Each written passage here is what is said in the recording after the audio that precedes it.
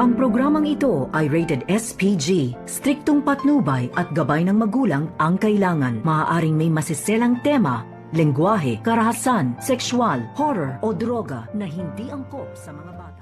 Tita Irene? Siya ang pumatay kay Tita Irene.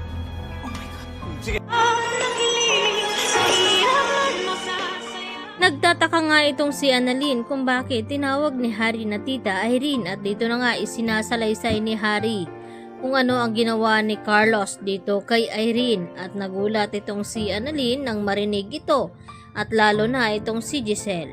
At dito naman na hinamon ni Carlos itong si RJ na ilabas daw ang tapang nito. Nang makita ni RJ itong baril na hawak nga dito ni Carlos at itinutok sa kanya. At dito naman na sinabi ni Lynette na sobra na nga talaga ang kasamaan dito ni Carlos dahil ngayon ay may hawak na nga siyang isang baril. At dito na sinabi ni Lynette kay Carlos na kung tatapusin lang naman niya itong si RJ ay isama na siya dahil mahal daw niya itong si RJ at hindi nga raw hahayaan ni Lynette na may mangyaring masama dito. At ganon din naman itong si RJ dahil nangako nga ito sa kanyang sarili na kapag matagpuan daw niya itong si Lynette at mailigtas ay hindi na nga daw niya ito pagkakawalan. At ito na nga ang chance ni RJ na makabawi dito kay Lynette sa lahat-lahat ng mga nagawa niya sa kanila ni Annalyn. Subalit tila hindi naman magpapatalo itong si Carlos dahil hindi naman niya hahayaan na mapunta nga itong si Lynette dito kay RJ. Kaya naman ipapakita nga daw di umano ni Carlos ang kanyang tunay na pagkahalimaw dito nga kay Lynette. At tila kinabahan itong si Lynette dahil sa sinabi dito ni Carlos, lalo pa may hawak itong isang baril. Samantala dahil na-i-report na nga dito ni Harry sa mga pulis itong si Carlos at maya-maya din ay dumating ito at dito nga na inaresto itong si Carlos at sinabi dito ng pulis na ito na wag na siyang tumakas dahil hindi nga ito matatakasan ang kanyang kaso bilang murder at kidnapping. At nabalitaan din dito sa Apex Hospital kung ano nangyari dito kay Lynette at Harry. At agad na nagtanong-tanong itong si Zoe kung kumusta daw itong si Doc Carlos.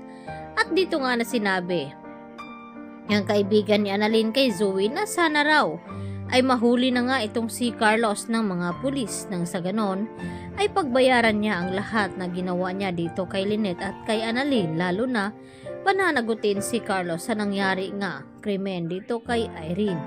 At hindi nga mapakali itong si Zoe kaya agad din naman na sumunod siya doon sa lugar kung saan ay pinuntahan nila ni RJ ngayon at ni Giselle. At dito nga nag-aalala ng husto itong si Zoe baka mapaano ang kanyang tunay na ama na si Carlos. Kaya hindi na siya nagpakimi-kimi pa at agad pinuntahan at inalam ang address kung nasaan ito.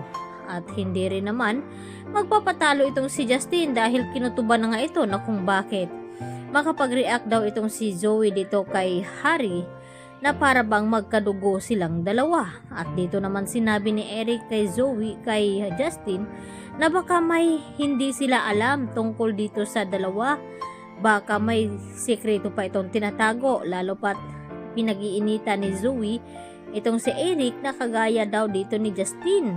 At dito naman na kinumpronta ni Eric itong si Zoe na wag daw siyang babastusin dahil baka hindi niya kilala ito at hindi naman na tatakot itong si Zoe sa posible niyang gawin dahil mas kilala nga siya na anak ng may-ari ng Apex dahil wala pang nakapagsabi na itong si Zoe ay anak dito ni Carlos. At sa kanyang pagpunta roon upang protektahan at alamin kung kumusta itong sarili niyang ama na si Carlos, dito na rin kaya kasabay malalaman ang kanyang sikreto dahil baka dito na rin babalik itong memorya ni RJ na matagal na nga niyang hinihintay na sana raw ay maalala niya muli upang makabalik na nga siya sa kanyang pagiging doktor.